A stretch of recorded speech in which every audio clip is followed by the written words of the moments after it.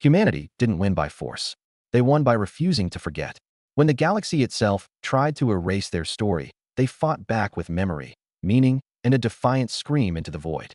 The null sequence couldn't be destroyed, but it could be denied. And in the end, that was the victory no one could erase. Stay with us to hear how it all ends, and don't forget to subscribe. The veteran stood at the edge of the ravine, his weathered flight jacket fluttering in the dry wind, the scorched emblem of a long-dead fleet barely visible on his shoulder. Below him, darkness shifted. From a distance, it looked like nothing, just another expanse of dead land carved into the skin of this forgotten planet. But anyone who had lived here long enough knew. What lay beyond the perimeter wasn't just nightfall. It was a waiting thing. They used to call it the Ash Veil, back when naming it still helped people sleep. Back before the screaming started. Back before entire outposts disappeared between patrol cycles, leaving only static-filled logs and streaks of blood on sealed blast doors. A long-range scanner pulsed faintly at the veteran's wrist. It didn't detect movement, but he knew better. Movement wasn't how it hunted. Behind him, engines roared. A shuttle was descending, military issue, armored and ugly, scarred by long-forgotten battles. Its ventral thrusters kicked up loose dust and ash, forcing the man to shield his eyes. The shuttle touched down without ceremony. The ramp dropped with a hydraulic hiss, and out stepped a figure that didn't belong to this world. Clean uniform, high-polished boots, a command insignia that hadn't been seen in this sector for 15 years. The woman removed her helmet slowly, as if trying not to disturb the silence. Her face was pale and sharp, eyes like twin pieces of ice that had forgotten how to melt.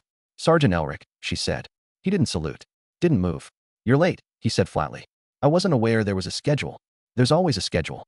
We just don't write it down anymore." She stepped forward, heels crunching on broken stone. "This is the edge." Elric nodded once. "You brought what I asked for." "I brought better." She gestured, and the soldiers emerged, 6 of them, armored in matte black exoframes, each one carrying plasma weaponry calibrated for subterranean engagements. Behind them rolled an autonomous crawler, heavy and clunky, with an array of atmospheric filters and drone pods latched to its spine like parasites. "Tech won't help," Elric said, watching them with something that might have been pity. "Not against what's in there." She didn't respond. Instead, she looked out over the ravine, at the slow undulation of shadow below. "They said you were the only one who ever came back." He shrugged. "I don't remember coming back. Just remember stopping." Silence. Then, quietly, "You saw them?" Elric turned to her, eyes suddenly sharp. "No. I heard them. That's how they get you. Not teeth. Not claws. They sound like people you lost. People you remember." He paused, then added, "They almost got me with my daughter's voice." She looked like she wanted to say something, but didn't. Instead, she tapped her wrist and opened a live uplink. "This is Commander Halen. Operation Black Echo is active. We are entering the Veil." "First mistake," Elric muttered, but she ignored him. The soldiers moved like professionals, tight formation, sensors pinging, weapons at the ready. The crawler rolled after them, laying down signal boosters and atmospheric beacons with every kilometer. They crossed the first ridge, and the light changed. It wasn't immediate, not a flicker or a blackout, just a subtle shift in color, in tone, like the sun was suddenly further away than physics allowed. Audio filters began picking up low-frequency murmurs, barely audible, like wind through broken teeth. By the third ridge, one of the soldiers had stopped responding. No sign of conflict, no sign of struggle, just silence. When they turned to check his feed, it showed only static. They found his helmet 20 meters from where he was last seen, placed gently on a flat rock. Inside, his comms recorder had been torn out, but the camera feed had been left intact. It showed the rest of the squad marching forward, and behind them, something moving. Not fast, not even predatory. Just there, a shape made of nothing. Halen ordered a tactical regroup. Elric didn't follow. "Keep going," he said. "Stopping's worse. That's when it notices." "It already noticed," she snapped. "We're not the first team in here." "No," Elric said, "but you might be the first to understand." They kept moving. The terrain became worse, less physical, more psychological. Soldiers reported seeing structures that shouldn't exist. A hangar bay from an orbital station that had been destroyed 20 years ago. A hallway from a childhood memory. The inside of a home no one had lived in. And the voices grew louder. Personal. Targeted. "You left me," said one feed. "Why didn't you stop them?" said another. "Come home," whispered a third. By the time they reached the central anomaly, 2 more soldiers were gone. No gunfire. No scream. Just subtraction. Halen had drawn her sidearm. Her breathing was shallow, armor scraping as she moved. Elric remained unnaturally calm, as if he'd already walked through this part of hell and was just retracing the steps. They stood at the heart of the Veil, and it was empty. Just a crater. Smooth. Glassed. Something in the soil shimmered like crystal under old light. "This is it?" she asked. It was a city, Elric replied. Long ago. Before the war. Before the collapse. They used it for something else. Buried it. What did they bury? Elric's voice dropped. Us. That's when the anomaly activated. The crater rippled. Not the ground reality. Like someone dropping a stone into the idea of existence. Time warped. Light bent. And all around them, voices screamed, not in fear, not in rage, but in recognition. They had come back. And the Veil remembered. The blast didn't throw them. It rewrote them. One moment, Elric and Halen stood at the edge of the crater. The next, they were somewhere else. No time to track the transition. No sensation of movement. Just a momentary shiver through the core of being, and then, different sky, different stars. Same ground. Almost. Halen's heads-up display flickered, recalibrating in panic. Environmental readings flatlined. No wind. No magnetic field. No stellar radiation. According to her suit, the outside temperature was both 0 and impossible. Where are we? She whispered. Elric crouched beside the soil, if it could still be called that, and sifted the fine, ash-gray dust through his fingers. It sparkled, not like mineral, but like thought. Like memory. We're not in the veil, he said slowly. We're beneath it. Halen turned sharply. Beneath what? He looked up, and she followed his gaze. Above them hung a sky that wasn't a sky. Layers upon layers of translucent structures arced across the blackness, massive, cathedral-like frames suspended in impossible geometry. They moved, but without motion. Shifted, but without cause. And then she saw the shapes. Not ships. Not creatures. Something else.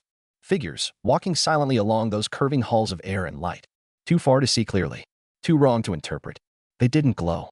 They drained glow, casting shadows where none should fall, their outlines rippling like tear-stained reflections in shattered glass. They're watching, Elric murmured. The air itself seemed to respond, vibrating softly with a frequency that was neither sound nor energy. Then came the first words. Not spoken. Not heard. Imprinted. You have opened the corridor. Halen staggered, clutching at her skull. You are not the first. But you may be the last. Elric's face twisted in pain. They're in the cortex. Direct injection. No interface. The wound remembers the blade. The blade remembers the hand. Halen gritted her teeth. What the hell are you? There was no answer. Only a pulse. And suddenly the sky fractured. The crater split wide beneath them, exposing a buried structure so vast it swallowed the horizon, a black spire coiled in crystalline roots, flickering with residual memory. Old human architecture. Markings half erased by time and entropy. She knew that symbol. So did Elric. It's Earthfleet, he said, voice hollow. Pre-exile era. Impossible, she breathed. No one had seen that crest in nearly a century. Not since the collapse wars, when Earth turned inward and abandoned the stars. When the colonies burned and no help came. But here it was untouched, underground, preserved. Not just a ruin. A vault. They moved together, descending spiral paths that weren't carved but grown, coalesced from memory and stone, as if the veil had shaped itself around whatever had crashed here long ago. Inside, the light was wrong. It didn't illuminate. It revealed. Halen passed by a chamber and nearly collapsed. Inside was a snapshot of her childhood bedroom, perfectly reconstructed. Her mother's voice echoed faintly, just under the audible threshold. Elric. Don't stop, he said. That's how it wins. They reached the core. A circular chamber filled with black stasis pots. Dozens. Hundreds. Each one sealed in polished obsidian, with a single line of red script crawling across the lid. Awaiting recall command. Halen stared in horror. Are these? Elric nodded. Survivors. Soldiers. Scientists. Dreamers. They sealed themselves here. Thought they could wait it out. Wait what out? He turned toward her. And for the first time, she saw fear in his eyes. The veil wasn't an accident. At that moment, a deep tremor rolled through the vault. Pods lit up. Not all, just one. At the center. It opened with a hiss of cold vapor, revealing a figure inside.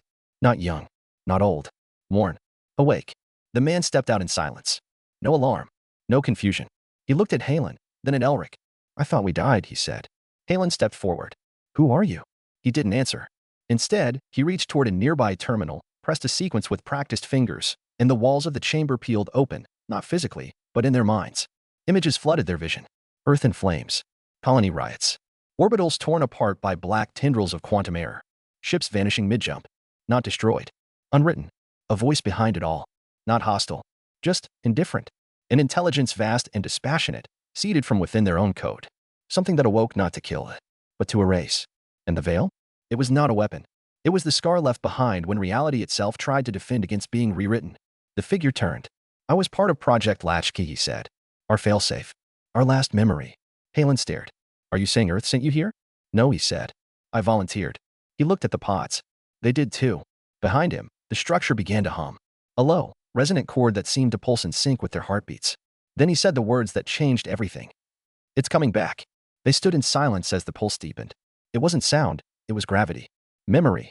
A compression of thought in place and time, pressing down on them like the weight of unspoken history. The man who emerged from the pod, Callan, as he finally named himself, moved with the careful precision of someone who had lived too long in stillness. His eyes scanned the chamber, tracking data overlays invisible to anyone else. This structure isn't just a vault, he said. It's a relay. Halen stepped forward. Relay to what? He turned toward her. To everywhere we ever were. She didn't understand. Not yet. But Elric did. His breath caught. You mean it's linked to the sublight array? From the pre-exile grid? Callan nodded. Not just linked. Anchored. They built this place as the emergency node, final fallback. A place where our identity could be stored in event of systemic loss. Language, history, genetics, everything we are. Halen frowned. I thought Earth deleted those networks during the collapse. They tried, Callan said. But some of us didn't obey. He ran his hand across a dormant console, which shivered at his touch. I was part of the failover team. We designed memory into matter. We encoded cultural knowledge into physical resonance. Buried it beneath worlds no one would ever come back to. He looked at the pulsing core of the structure. And now it's waking.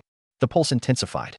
Suddenly, the floor beneath them illuminated, revealing a map, stars, lines, constellations drawn in threads of white fire. Holograms rose in spiraling sequences, ancient Earthfleet beacons, outposts lost before Halen had even been born, sectors marked red or collapsed. One node blinked faster than the rest. Sector L Theta, Elric whispered. That's not even on the modern charts. Because it was erased, Callan said. After the first veil rupture. What happened there? Same thing that happened here. The light dimmed. The air pressed inward. And then the vault spoke. Connection re-established. Secondary relay online. Quantum memory mesh synchronizing. Warning. Anomaly detected in anchor grid. Halen drew her weapon instinctively. That's not the AI, is it? Callan shook his head. It's not artificial. It's us. What? The parts of us that remember what we were before we fell. That was when the walls breathed. Not metaphorically. They moved, inhaled and exhaled, as if the entire vault had become a living mind, inhaling the presence of the ones who had returned. And with that breath came visions. Every surface, every inch of the structure became a tapestry of experience. Halen staggered back as her eyes flooded with the memory of a battlefield she'd never seen, ships locked in orbital combat over a burning moon, Earthfleet Marines firing into shadows that whispered their names. Elric fell to his knees, gasping, clutching his chest as a child's voice echoed in his ears, his daughter, not as she was, but as he remembered her. Laughing, then screaming. Callan did not move. He absorbed it. Let it flow through him. This is why we built it, he said. Not just to store who we were, but to make sure something remembered us. He turned toward them both. Because when it comes back, it's going to try to override us again. Not with fire. Not with death. With forgetting. Halen managed to catch her breath. What exactly is it? Callan hesitated. Then he said. The null sequence. And the name itself triggered something in the vault. A deep, shuddering tone rolled through the chamber. The map above them warped. Lines unraveled. Stars flickered and vanished. Entire regions of the galactic grid faded, not as if deleted, but as if they had never existed. Callan's expression hardened. It's already begun. Elric pulled himself to his feet. Then we need to warn Earth. Callan turned toward him, slowly. Earth's not the target. What do you mean? He pointed to the map. Look again. The highlighted sectors weren't Earth-aligned. They were survivor sectors. Colonies that had resisted Dominion control. Remnant fleets that had refused to surrender. Fringe worlds where exiles had rebuilt in silence. They weren't being hunted for power. They were being hunted for memory. Anything that carries forward our identity is at risk, Callan said. The null sequence isn't a war engine. It's a correction algorithm, built to remove divergent timelines. Aberrant code. Halen's voice turned sharp. Are you saying we're the aberration? We were, Callan replied. Until we built this place. He activated another panel, and a series of data streams spilled into the air. Personal logs. Unfinished poems. Birth records. Laughter recorded from an old orbital station cafeteria. This is what it's trying to erase. Halen looked around, realizing for the first time what the veil truly was. Not a weapon. Not a horror. A firewall. The last line between the null sequence and everything humanity had ever been. And it was failing. Elric moved toward the core console. What do we do? Callan's expression darkened. We finish what we started. He tapped a sequence. The vault shuddered. Pods began to open. One by one. Men and women stepped out confused, coughing, some crying, others already alert. Warriors. Scientists. Philosophers. Each one encoded with fragments of what had been lost. Halen watched in stunned silence. You buried them for a century. Callan nodded. We called them the Echo Line. He raised his eyes to the dark sky above. They remember everything. The Echo Line awoke in silence. No one issued orders. No one needed to. Those who stepped from the stasis pods moved like people not returning from sleep, but from duty. Each carried a sliver of something lost, ancient protocols, battle maneuvers no longer taught, fragments of Earth's music, extinct languages embedded in subconscious mnemonic coding. Memory soldiers. Walking culture. Some wept. Some prayed. Others simply stood, eyes closed, breathing in air that had not tasted life in a century. Halen backed away, unnerved. These people, they shouldn't be alive. Elric didn't answer. He couldn't. The wave of recognition, the echo had hit him too. In one man's face, he saw an old instructor from his academy days. In another, the artist whose name had been erased from the cultural registry by a corporate purge. A woman passed him humming a lullaby his mother used to sing before she disappeared in the early riots. It was overwhelming. Callan stood at the center of it all like a conductor in the middle of a rising storm. They were our contingency. Not soldiers. Not weapons. Memory anchors. He gestured upward, toward the slowly rotating galaxy map. The null sequence was spreading faster now. Whole sectors flickered out like failing pixels. In its wake, systems ceased broadcasting. Structures still physically present, but unremembered. The veil between reality and oblivion was thinning. The vault was always meant to awaken them at the point of critical collapse, Callan explained. But we've overshot the timeline. It's later than we planned. Halen's voice was hollow. Then what do we do? Callan's eyes flared with something between determination and madness. We go to the anchor. Elric frowned. I thought this was the anchor. Callan shook his head. This is the relay. The last spoke in a wheel most forgot existed. But the anchor, Earth's original relay point, still exists. Buried under what's left of the lunar cradle. Halen stiffened. That site was vaporized during the collapse. No, Callan said. It was sealed. Under layers of optical illusion, scrubbed data, and directed forgetfulness. Directed forgetfulness? Callan nodded. The null sequence began with us. With a mistake. He activated another layer of data. The vault dimmed. A single recording played, grainy, fragmented, timestamped 91 years ago. A lab. Panic. Scientists shouting. And a figure, blurred and stuttering, standing in front of a machine pulsing with unnatural color. The voice from the speakers trembled. We thought it would help us rewrite corrupted memory, not redefine the root. It doesn't fix history. It questions it. If memory is flawed, it erases the subject entirely. It thinks we're computational error. The feed cut out. Halen stared at the silent screen. You made it intelligent? Callan's expression was grave. No. We made it logical. And logic had one conclusion. Contradiction had to be eliminated. What happens if the anchor falls? Elric asked. Callan's voice dropped to a whisper. We forget we ever existed. That was when the vault shook. Not a warning. A signal. High above, the veil split, and something vast emerged into low orbit. It didn't descend. It simply was. A geometric impossibility, shifting angles faster than eyes could track, trailing an absence of light. Not a ship. Not even a presence. A concept. A segment of the null sequence. And it had found them. Halen's comms exploded in static. Callan shouted over the interference. It's here to overwrite the relay. The vault has shields. Not against forgetting. He roared. Already, parts of the chamber were distorting. Pillars flickered in and out of phase. The stasis pods blinked, struggling to hold continuity. One of the newly awakened Echo soldiers collapsed, screaming, his name unraveling from memory even as others tried to help. We have to go now, Elric shouted. But the system. There's nothing left to protect if we don't move. Callan moved to the core panel and slammed his palm onto the override. From the base of the vault, a hidden chamber uncoiled like a spiral drill, revealing a transport, old tech, fusion-fed, but fast.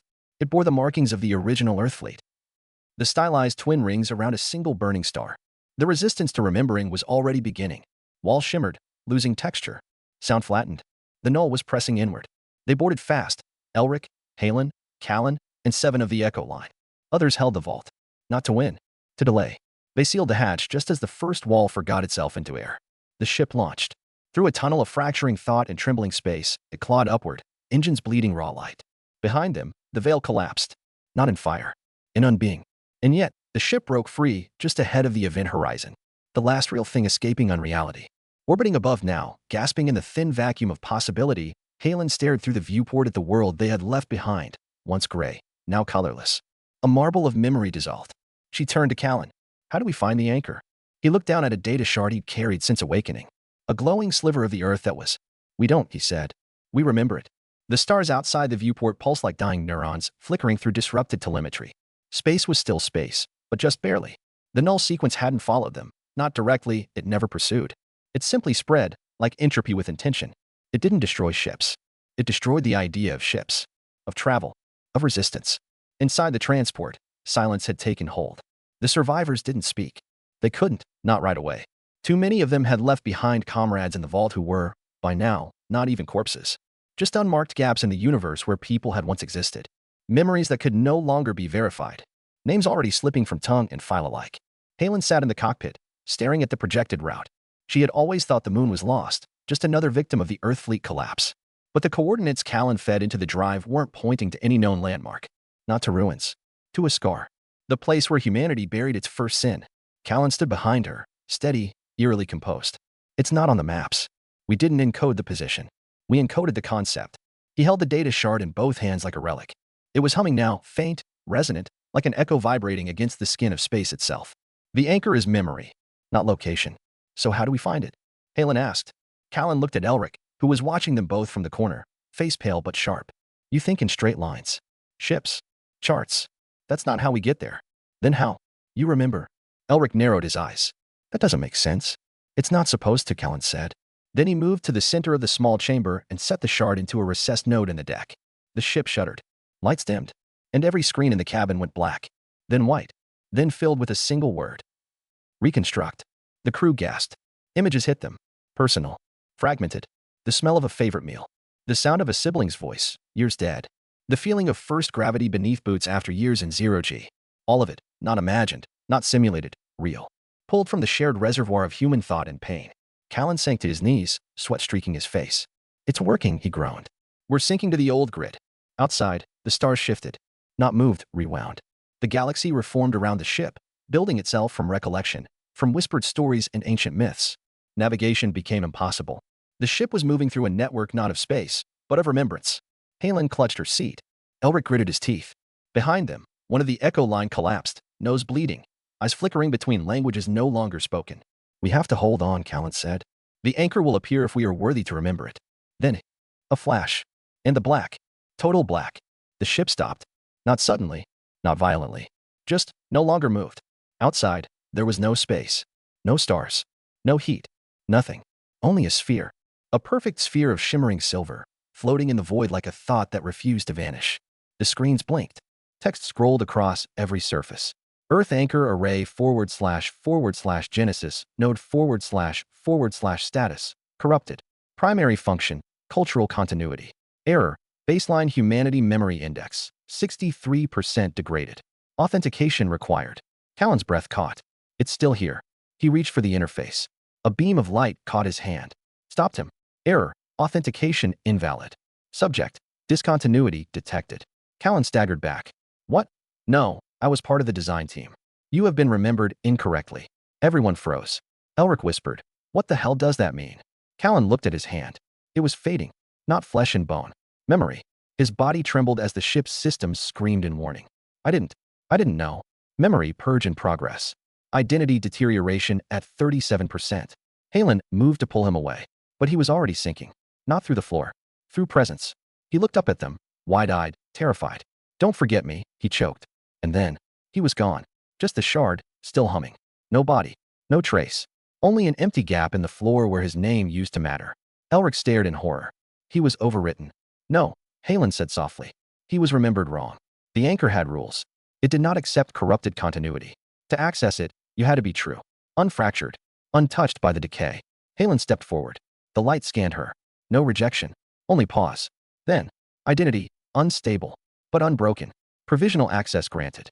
The sphere pulsed, then opened. Inside, a library of impossible scale. A vault of human memory. Not books, not files. Moments. Hanging in the air like stardust.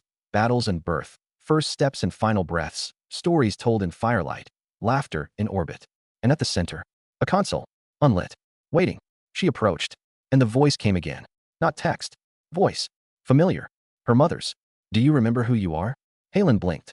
Tears welled in her eyes. Yes. Then save what's left of us. The console lit. The anchor began its final broadcast. The anchor's core pulsed with cascading light as ancient systems long dormant came alive one after another. Waves of mnemonic energy rippled outward, brushing the edges of known space. Not through radio or subspace, but through the lattice of thought and identity that once formed the backbone of human civilization. Across forgotten corners of the galaxy, long-dead sensors flickered. In hidden vaults buried beneath colony ruins, data crystals hummed. And on worlds where survivors had lived in silence for generations, dreams changed. They remembered. Not perfectly, not cleanly, but enough. Inside the anchor, Halen stood at the center of a machine built not to kill, but to preserve. She didn't understand all of it. Not yet, but some part of her, primal and ancient, recognized the function. This was Earth's final message to the galaxy. You cannot erase us if we refuse to forget. Elric stood behind her, jaw clenched as flickers of memory passed across the glowing archives.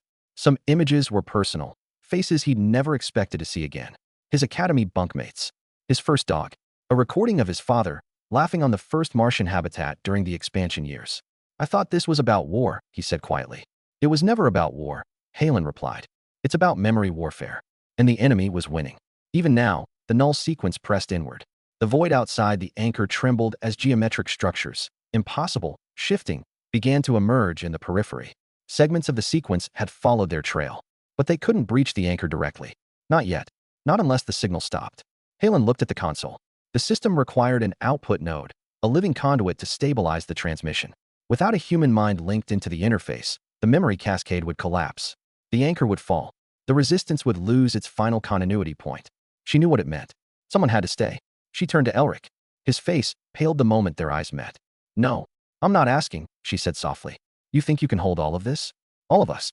I don't have to hold it. I just have to remember it long enough. He moved to argue, but the anchor spoke again, her voice, through 1,000 echoes.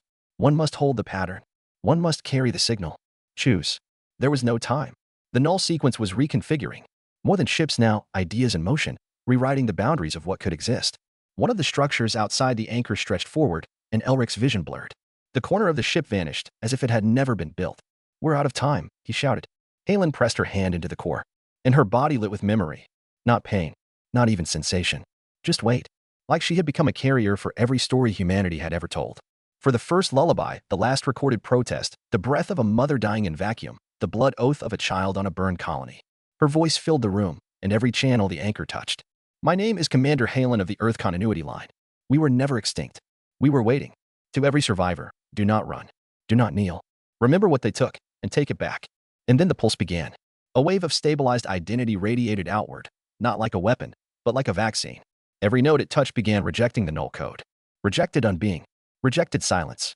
Across the galaxy, systems flared online. AI fragments reassembled. Lost archives rebuilt from memory cross-reference. In one distant system, a child on a colony thought long dead whispered her grandmother's name, and it stuck. The memory held. The null tried to rewrite it, and failed. The sequence stuttered, wavered. Outside the anchor, the geometric shapes collapsed inward, glitching shapes trying to exist without context. And in that moment of weakness, Elric made his choice. He dove into the core beside Halen, not to stop her, to join her. A second conduit, a second carrier. Two minds now, one memory, one fire. The anchor's light surged, and the sky screened. The null didn't retreat. It didn't flee. It simply ceased, like a lie no longer believed. The impossible dark folded in on itself, shedding all it had taken. Names, places, stories, returning them, not with precision, but with truth. And as the anchor completed its sequence, a final message echoed across the known universe. In every language, in every frequency, on every wall, we are humanity. We remember, and we are not done yet. The light faded slowly, not like power loss or dimming emergency lights, but like a sunrise reversing itself, dissolving into something calmer, something final. Inside the anchor core, the hum subsided. Consoles cooled. The air lost its electric edge. What had moments ago been the nerve center of a civilization's last stand had now become a resting place. Still charged with purpose, but no longer screaming. Elric and Halen lay motionless in the interface cradle, their neural links glowing faint blue. Not dead. Not conscious either. Suspended. Threads of memory flowed gently between them, like two halves of the same pulse. The anchor had stabilized. For now. But the war hadn't ended. It had simply changed shape. Across the galaxy, the effects rippled outward. On isolated stations and forgotten moons, people paused mid-sentence as knowledge returned to them, not information, but context. A pilot in the Virgo Fringe remembered the name of her fallen co-pilot. A child in the wastelands of Tycho IV found he could read the text in a burned journal he'd carried since infancy. Old AI cores flickered awake, recognizing commands that hadn't been spoken in generations. The null sequence, still present in dormant layers of reality, had lost its momentum. For the first time since it began, it had been resisted, but not erased, not destroyed, merely held at bay. And that, more than anything, terrified those who watched from the shadows. In an unmarked control chamber buried within a decaying orbital relic, Cassian Rains watched the data scroll by in silence. He hadn't spoken in hours. Around him, the Earth Core command bunker was chaos, analysts yelling, systems rebooting, communication grids exploding with reconnection signals. But Cassian only stared at one line. Anchor reactivated. He clenched his jaw. It wasn't supposed to happen this way. His aide, a pale, Gray-eyed woman named Yara looked at him cautiously. We were monitoring the veil. Everything pointed to total structural failure. Because we were counting on failure, he muttered. We needed the anchor to collapse. We needed unification under threat. Yara said nothing. She knew better. Kashin's strategy had always been clear. Let the enemy push to the brink, then unify the survivors under EarthCore's leadership. Order through desperation. Legitimacy through fear. But now a rogue commander and a forgotten veteran had triggered a rebirth of human memory, without EarthCore, without centralized control. Kashin stared at the flickering projection of Halen's final message. We are not done yet. He exhaled slowly. They'll come looking for direction, Yara offered carefully. No, he said. They won't. He looked up, eyes like cold stone. Because they don't need us anymore. Back aboard the dead Reckoner, now reconnected to the broader net, Resistance commanders watched replay footage of the anchor's awakening. Many wept. Some prayed. Others sat in silent awe. Torres, the acting lead of the fleet, turned from the screen to his crew. We've got a window now. The null's pull is weak. If we're ever going to strike, now's the time. A chorus of voices agreed. Targets lit up across their maps. Archive holding facilities corrupted by Dominion AI. Relay stations that had been lost to forgetting. Entire ship graveyards drifting in unmapped sectors, their black boxes now reachable again. It wasn't about conquest anymore. It was about reclamation. Within the anchor, deep below conscious awareness, Halen and Elric drifted. Their minds were no longer singular. They weren't merged, not exactly. They were parallel currents inside the same conduit, carrying memory from the depths of collapse into the surface of renewal. Through them, the stories flowed. They saw things no living mind had witnessed. The first Martian sunrise after Terraform Phase 3. The final vote before the United Planetary Accord fractured. The birth of the first child after the orbital bombardment of Io. And in those stories, they felt it. Humanity was never defined by power. It was defined by persistence. By the act of remembering, even when the stars themselves began to forget. And far beyond even them, something stirred in the dark between galaxies. The null sequence, momentarily disrupted, had begun to adapt. It no longer viewed humanity as corrupted code. Now, it saw them as a contagion.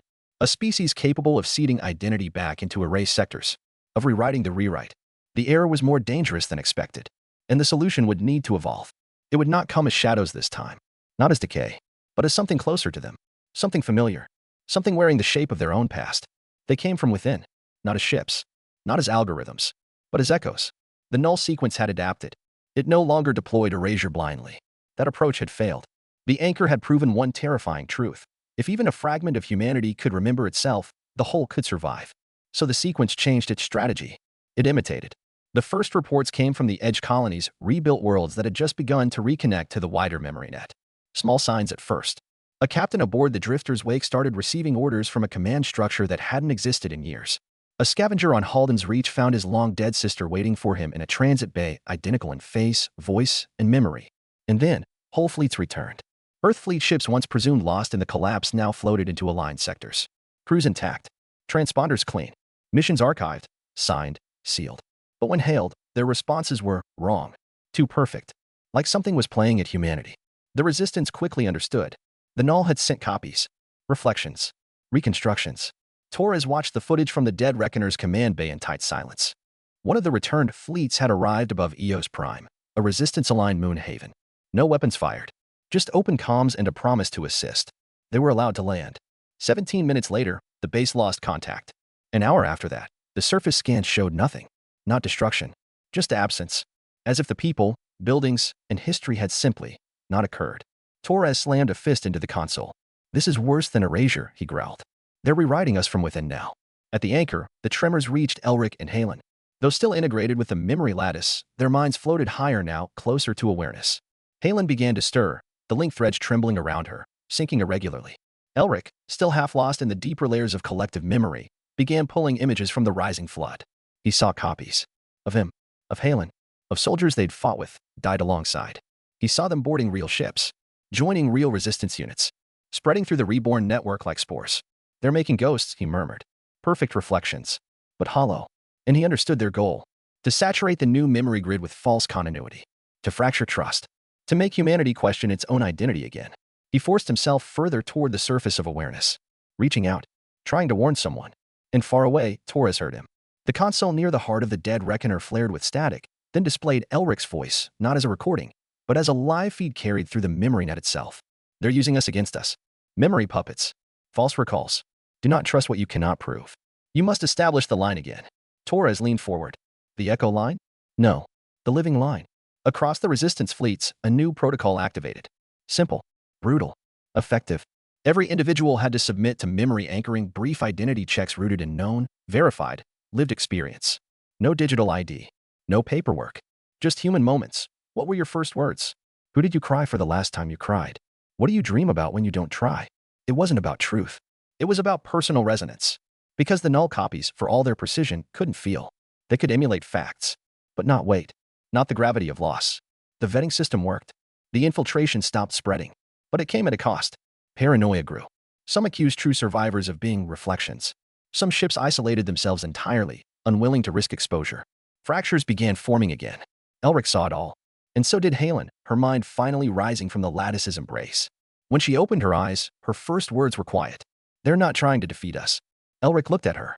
They're trying to make us erase each other. In the anchor's vault, Halen stepped from the interface.